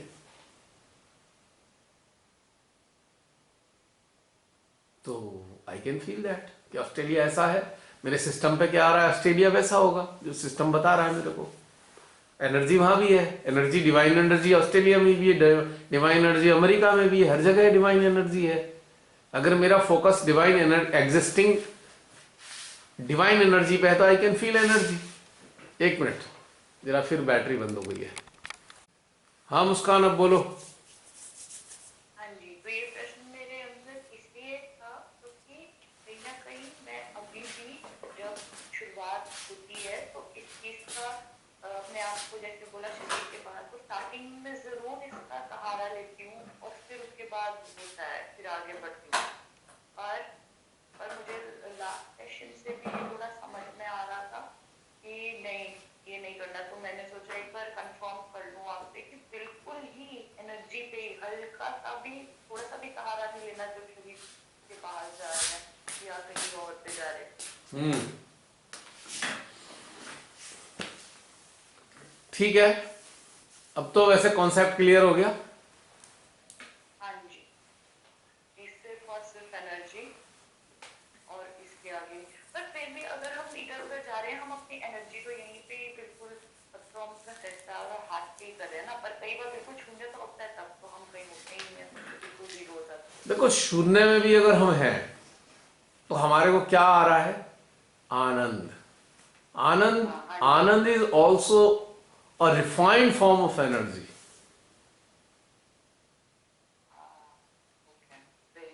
Refined form of energy is आनंद।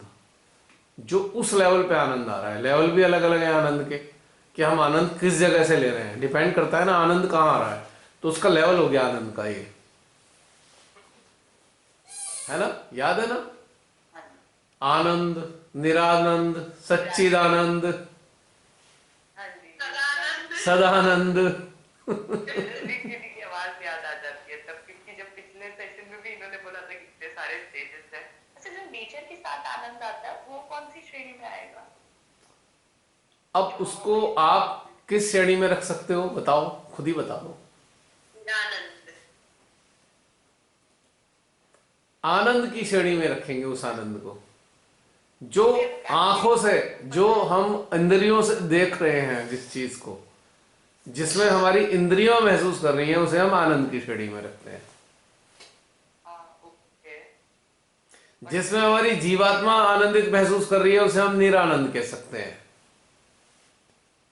जिसमें हमारी आत्मा महसूस कर रही है, उसे हम सच्चिदानंद कह सकते हैं।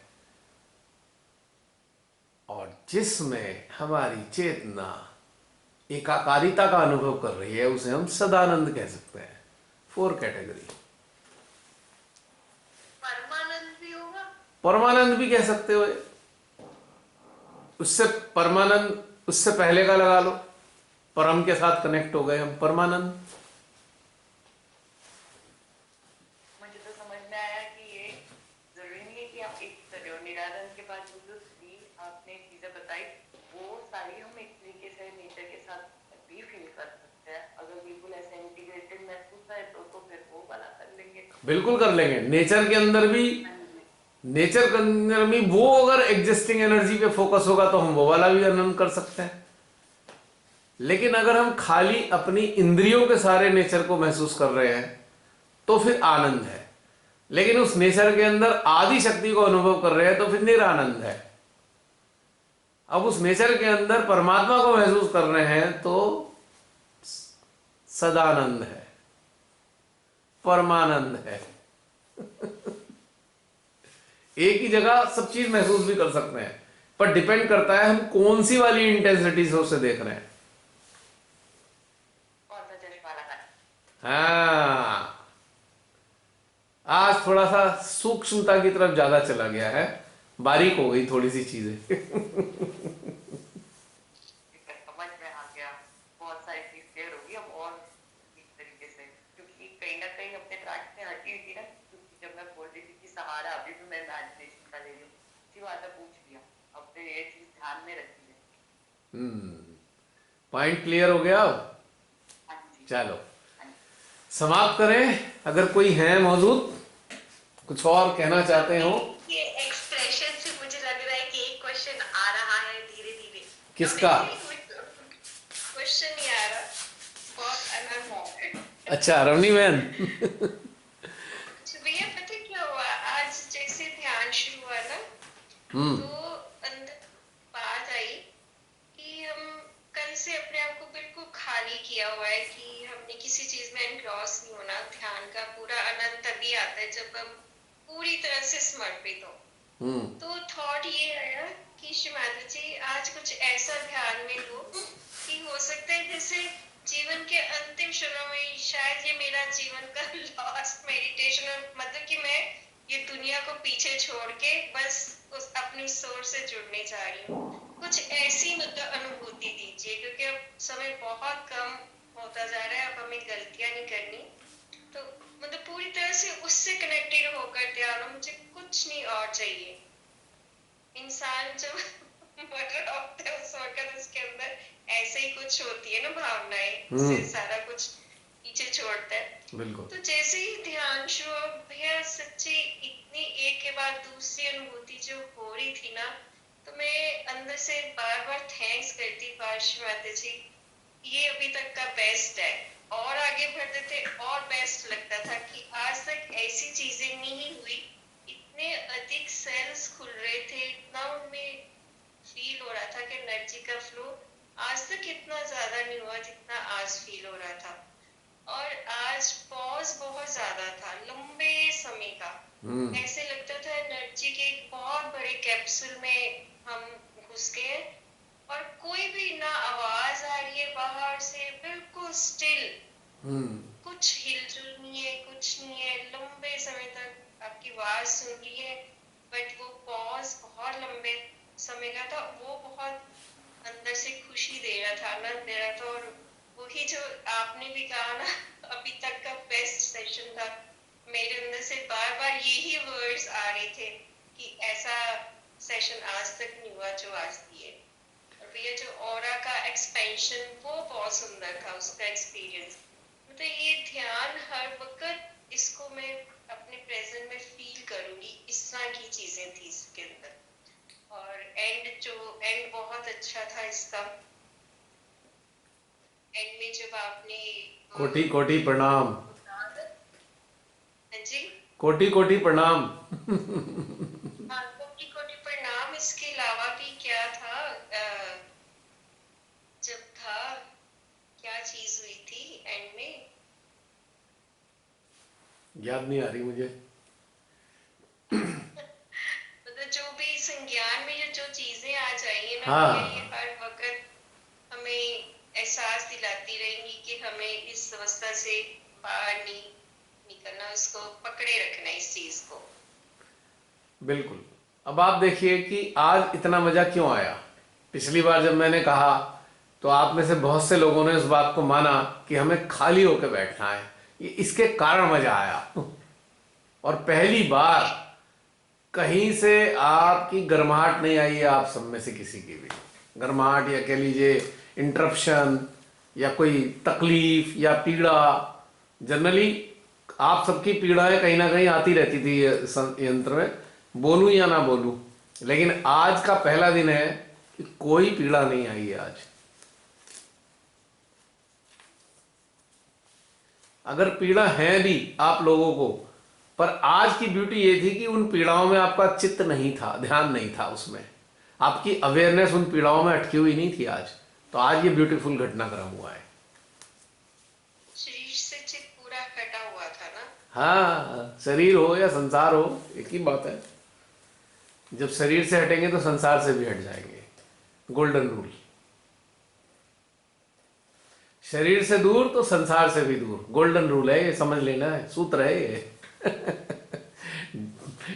मेडिटेशन में डीप जाने का एक गोल्डन रूल है। शरीर से दूर तो संसार से भी दूर, जब संसार से दूर तो विचारों से भी दूर, क्योंकि संसारी विचारों का उद्गम है, शरीरी विचारों का उद्गम है। जब यहां से हट गए सब कुछ खत्म, विचार आएंगे कहां से। आज का बहुत इंपॉर्टेंट चैप्टर्स थे, आज के बहुत इंपॉर्टेंट चैप्टर्स हैं समझने वालों के लिए। लेकिन जो आपने होमवर्क किया आप सबने कि मेडिटेशन के टाइम से काफी पहले खाली कर लिया, उसी का परिणाम स्वरूप इतना खूबसूरत मेडिटेशन घटित हुआ है कलेक्टिव का।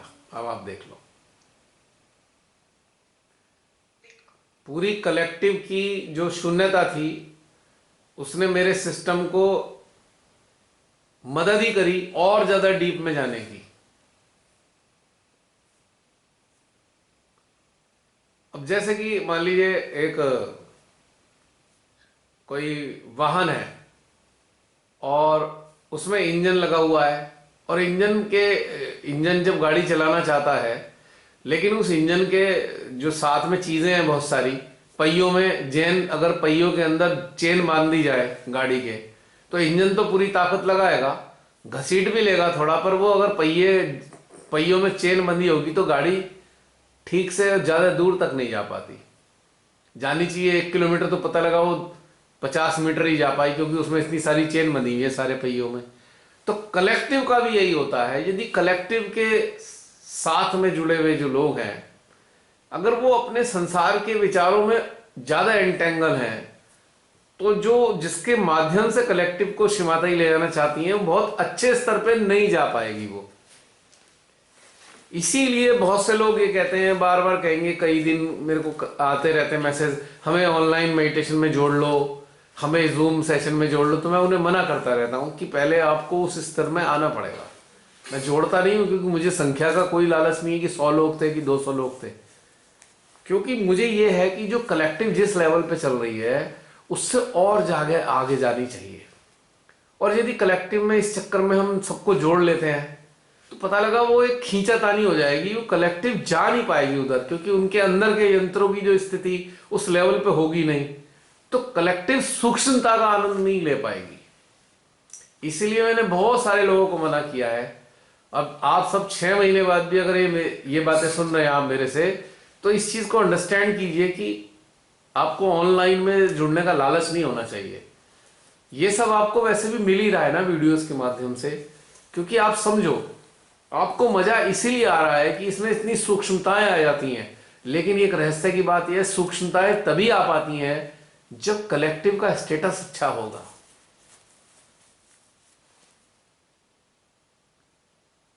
अब मान लीजिए मेरा तो यह है कि मैं कहीं भी मान लो पहुंच जाऊं, उसमें तो कोई दिक्कत नहीं, लेकिन उस पहुंचे हुए का आप तक लाभ कैसे पहुंचे? आप तक लाभ तभी पहुंचेगा उसका जब आपकी कलेक्टिव अच्छी कंडीशन में होगी, तभी ये सारी चीज़ें निकल के आएंगी।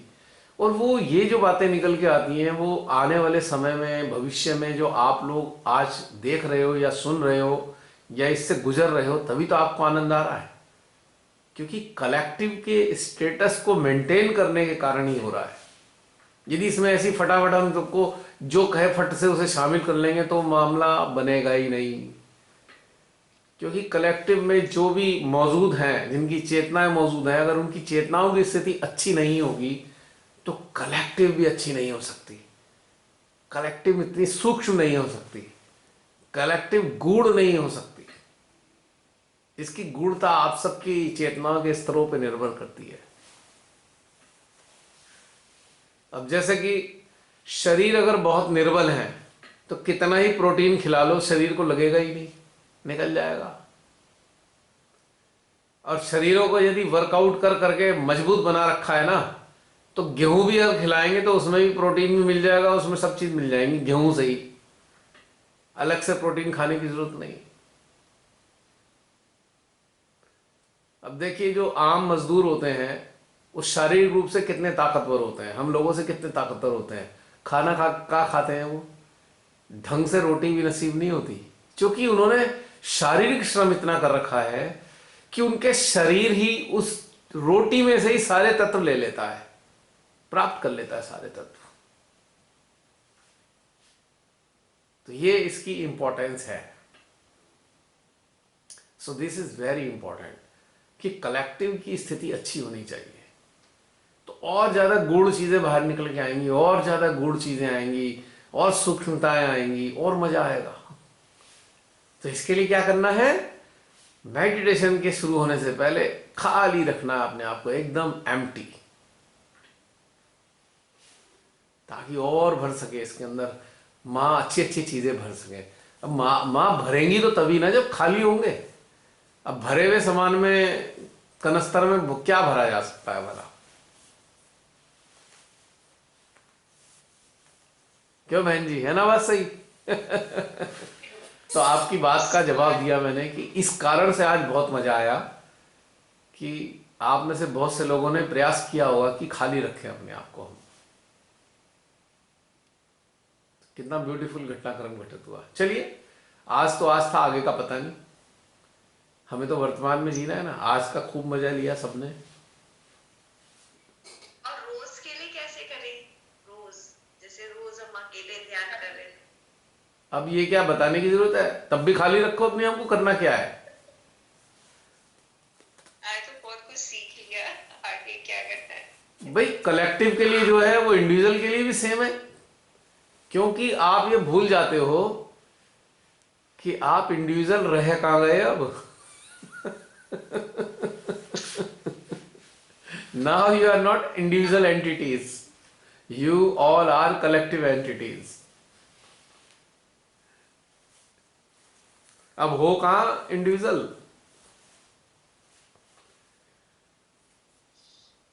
तो बाह्य रूप से आप कलेक्टिव मान लो या इंडिविजुअल मान लो, प्रिंसिपल दोनों के एक ही हैं, खाली दोनों ही कंडीशन में रखना होगा, तभी तो मजा ले पाओगे अंदर की यात्रा का।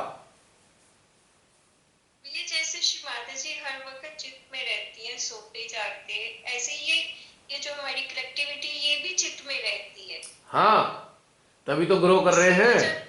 आप सब लोग ग्रो ही क्यों कर रहे हैं? ग्रो करने का रीजन ही यही है, क्योंकि मान लीजिए आप 35-40 लोग हो जो कनेक्टेड रहते हो, तो आप में से कोई ना कोई मेडिटेटिंग स्टेट में रहता है ना, कभी ना कभी किसी ना किसी स्टेट पे 24 घंटे में। तो इसलिए वो सारी सप्लाई हमें मिलती रहती है ना आपस में। ये है खास बात। अब आप मान लो 11 बजे करते हो, हम में से कोई 4 बजे बैठता है, कोई सुबह 3 बजे बैठता है, कोई रात को 12 बजे बैठता है, तो कोई दिन में बैठता है 1 बजे, जिसको जैसे टाइम है। या बैठा नहीं भी, अगर नहीं भी बैठा है तो कनेक्टेड है या मेडिटेटिंग मूड में है, तो उसकी आउटपुट तो हम सबको मिल ही रही है ना। लेकिन जब हम इस तरीके से कलेक्टिव होके एक साथ बैठते हैं, तो हम उन एनर्जीज को अपने संज्ञान में ले रहे होते हैं, और रूटीन में हम संज्ञान में नहीं लेते उस एनर्जी को। यदि हम ये महसूस करें सुबह से रात तक कि हम कलेक्टिव से कनेक्टेड हैं और कलेक्टिव की एनर्जी हमें मिल रही है, तो आपको ताज्जुब होगा, पूरे दिन आपको संज्ञान में ले पाओगे कि कलेक्टिव की एनर्जी आपको मिल रही है, या आप अपने संज्ञान में एक्नॉलेज कर पाएंगे इंटरेस्टिंगली। पर चूंकि बहुत से लोगों का चित्त एनग्रॉस हो जाता है संसार में, इस कारण से वो जो हमेशा से सुबह से रात तक घटित हो रहा है वो मिस कर जाते हैं एनग्रॉस होने के कारण। तो क्यों ना हम हमेशा अपनी चेतना को खाली ही रखें, शरीर को, मन को संसार में लगा दें और चेतना को परमात्मा में लगा दें, तो दोनों काम एक साथ चलते रहेंगे और चेतना हमारी ग्रहण करती रहेगी। सुबह आंख खुलने से लेकर रात तक चेतना हमारी निरंतर निरंतर कलेक्टिव की ऊर्जा को महसूस करती रहेगी। ये मैंने अपने जीवन में शुरू से ही अपनाया हुआ था। मन और शरीर कहीं भी छोड़ दो और चेतना को यहां रखो, मां के साथ में या कलेक्टिव के साथ में, एनर्जी के साथ में, तो धीरे धीरे ग्रोथ हो गई ना, थोड़ी बहुत ग्रोथ तो हो ही गई। और ये एक आदत और डाली, किसी भी संसारिक चीज में अपने आप को एनग्रॉस नहीं करता हूं मैं, चाहे हो कुछ भी जाए, चाहे कोई मर जाए, जी जाए, एक्सीडेंट हो जाए, चोट खा जाए, थोड़ा सा अलग रहता है, एनग्रॉस नहीं होता हूं। जिससे क्या बेनिफिट होता है, एनर्जी का इनपुट हमेशा एक्नॉलेज होता रहता है, हमेशा निरंतर। तो ये एक अभ्यास है, ये कोई चमत्कारिक रूप से नहीं होता, ये पिछले जन्म से मैं लेके नहीं आया हूं, ये अभ्यास में इसी जीवन में अभ्यास का शुरुआत की है।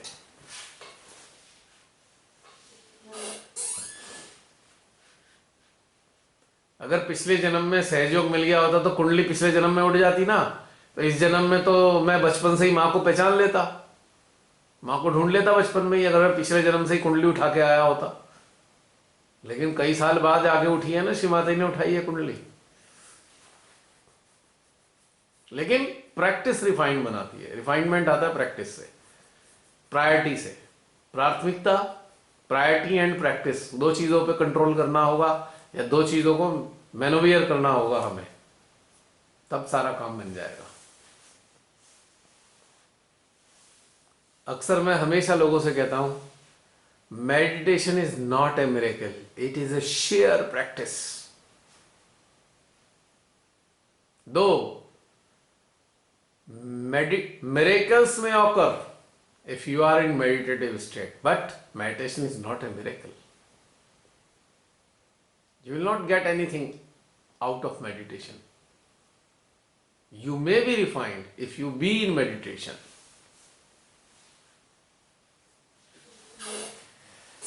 तो ये था बहन जी, समाप्त करें, आज भी लंबा हो गया, 1:30 बज रहा है। बहुत मजा आया। अगर आप लोग ऐसे ही खाली खाली रहे ना, ऐसे ही खाली खाली होके बैठे, तो और भी मजा आने वाला है आने वाले टाइम में। बिल्कुल अब खाली होके आया करेंगे, आज बहुत मजा आया। ये चमत्कार है खाली रहने का। थोड़ा थोड़ा समझ में आ रहा है। ऐसे ही श्री माता जी हमारी हेल्प करेगी। और एक चीज और बता रहा हूं, मेरे को अभी अभी आया है एक फैक्ट, जो भी आप यहां पे प्राप्त करते हैं उसे कॉपी पेस्ट करके कहीं ना दें, कॉपी करके पेस्ट ना करें। इस सारी चीजों को अपने सिस्टम में एक्नॉलेज करें और फील करें, एब्जॉर्ब करें, उसके बाद जो आपके सिस्टम से बाहर आए उसे शेयर करें। कॉपी पेस्ट करना समझदारी नहीं है, जैसे इस पे पहले भी बात हो चुकी, किसी माता के लेक्चर उठाए और किसी को शिक्षा देनी शुरू कर दी। नहीं, जो ज्ञान हमारे नॉलेज का खुद का हिस्सा नहीं है उससे कभी शेयर ना करें किसी के साथ में, कि यहां से उठाया वहां दे दिया, वहां से उठाया वहां दे दिया। It is real a foolishness. आप कभी ग्रो नहीं कर सकते। हाँ, जो प्राप्त हुआ है उसको अपने अच्छे से सिस्टम में महसूस करें, और जो आपकी वोकैबुलरी है, जो आपकी एक्चुअल ओरिजिनल वोकैबुलरी है या शाब्दिक ज्ञान है, उन शब्दों के इस्तेमाल करते हुए आगे बढ़ाएं, ना कि उधार के शब्दों का। जो शब्द आपके हो जाएं उन्हें इस्तेमाल करें। जैसे कि बचपन में मैं इंग्लिश में फेल हो गया था, 28 नंबर आए थे, तो फिर लगा नहीं यार ये तो गड़बड़ हो गई, दोबारा हाई स्कूल किया खाली इंग्लिश के कारण। वैसे नंबर अच्छे थे बाकी सारे सब्जेक्ट में। तो मेरे एक नाना जी हुआ करते थे, मतलब काफ़ी बड़ा सा रिश्ता था, लेकिन मैं सरल भाषा में उन्हें नाना जी कहता था, क्योंकि मेरी कजिन के भी नाना जी थे वो। तो मेरे को इंग्लिश वर्ड्स का ऐसे प्रैक्टिस कराते थे, कहते थे ये वर्ड है, 100 बार लिख और बोल, तो 100 बार के बाद वो मेरा हो जाता था शब्द। यानी कि उसके पूरे मीनिंग को डिक्शनरी खोल के उस शब्द के सारे अर्थ ढूंढता था। पहले मैं बड़ी मेहनत करता था एक शब्द पे, एक शब्द लिया उसके सारे अर्थ ढूंढे, उसके यूजेस देखे कि कितनी प्रकार से यूज हुआ है। फादर कामिल बुल्के की डिक्शनरी थी मेरे पे, और एक ऑक्सफोर्ड की एडवांस लर्नर्स हुआ करती थी। दोनों में मैं देखता इतने यूजेस कौन कौन से हैं। इंग्लिश टू हिंदी में भी देखता था और इंग्लिश टू इंग्लिश में भी देखता था, प्रोनाउंसिएशन देखता था, यानी कि एक शब्द पे इतनी मेहनत करता था। तो कुछ समय बाद वो मेरा हो जाता था। अब मैं उसे अपने मनचाहे तरीके से किसी भी जगह इस्तेमाल कर सकता था। अब तो मैं तो नए वर्ड भी बना लेता हूं, तुम्हें पता है, जो डिक्शनरी में भी नहीं मिलते। अपनी मर्जी से, अपनी सुविधा से, कोई दिक्कत नहीं है। तो कहने का मतलब यह है कि जब तक कोई चीज आपकी अपनी ना हो जाए, आपके सिस्टम का हिस्सा ना हो जाए, डू नॉट शेयर। अपना बता के मत शेयर करो उसे, अपना बताकर, अपना बता के शेयर करो। जब आपके आपके सिस्टम का पार्ट बन जाए, नर्वस सिस्टम का एक पार्ट बन जाए आपके, then you can say this is mine.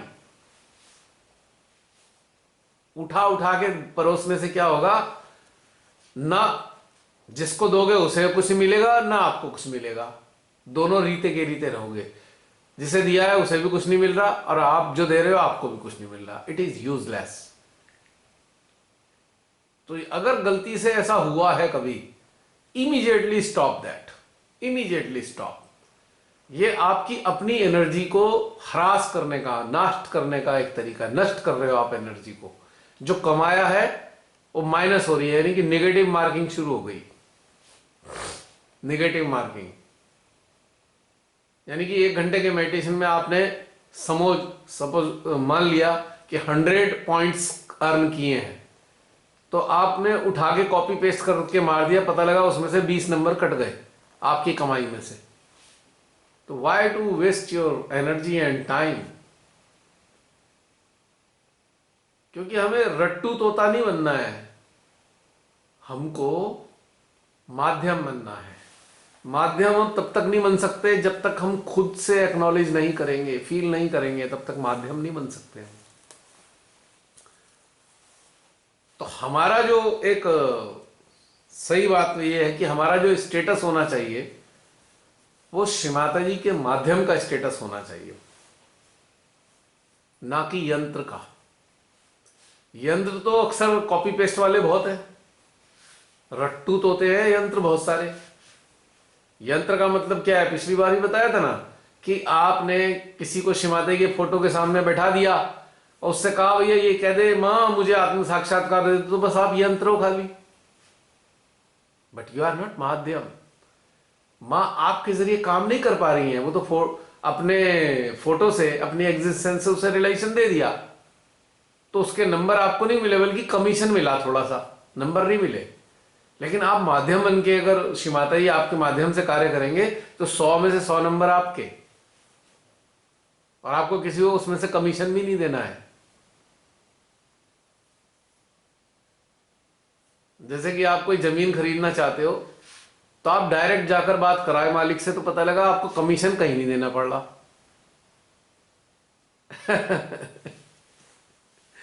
तो इस तरीके से कॉपी पेस्ट करने से बचना है हमें। हमें जो चीज एब्जॉर्ब कर ले, चाहे शब्द हो चाहे एनर्जी हो चाहे तरीका हो, हमने जो एब्जॉर्ब किया हमें वही आगे स्प्रेड करना है एब्जॉर्ब करने के बाद।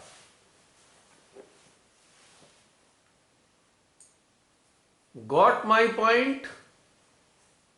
यस। ये भी कहीं का आ रहा है। नहीं My point? नहीं, ये तो मेरा है, किसी और ने बाद में इस्तेमाल करना शुरू किया, मैं तो बहुत पहले से इस्तेमाल करता हूं इसका, हाँ। पिछले कई सालों से इस्तेमाल करता हूं। नहीं, मुझे उसकी याद आ गई, वो हाँ, याद आ गई। कोई और भी अपना सकता है इस चीज को, पर मेरा ये ओरिजिनल था, मैंने किसी की कॉपी नहीं मारी हुई है। आपकी बात नहीं करे, आप तो नहीं करते। तो मजाक करना अलग बात है, पर मुझे इमिटेट करना सबसे खराब काम लगता है। इमिटेट करने को ऐसा मानता हूं जैसे किसी के कपड़े उधार पहन लेके पहन लिए हो मैंने। It doesn't look nice for me. खैर, हो गया आज का, समाप्त करें। हाँ जी। ठीक है, सभी को जय श्री माता जी।